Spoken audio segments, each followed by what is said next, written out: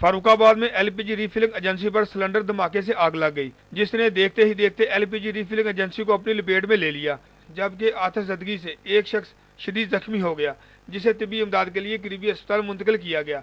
Assistant commissioner Sheikhpura ने कहा, इस वाक़े से पहले भी पिछले एक महीने के दौरान मैं 27 जो एलपीजी की इलीगल सेल पॉइंट्स हैं उनके ख़िलाफ़ एफआईआर्स दे चुका हूं, उनकी दुकानों को सील कर चुका हूं, उनका जो इक्विपमेंट है उसको कॉन्फिस्केट कर चुका हूं।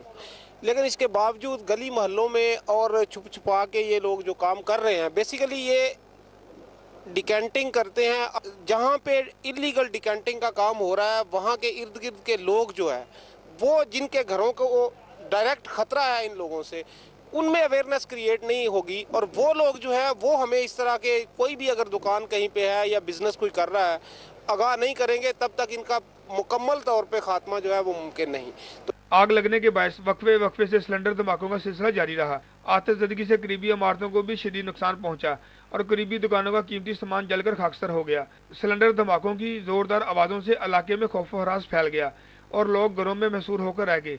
वाक़या की इतला मिलने पर रेस्क्यू अहलकारों ने मौका पर पहुंचकर 2 घंटे की जद्दोजहद के बाद आग पर काबू पा लिया। कैमरामैन एहतशाम शामी के हमरा मोहम्मद इरफान, पाक न्यूज़, फर्रुखाबाद।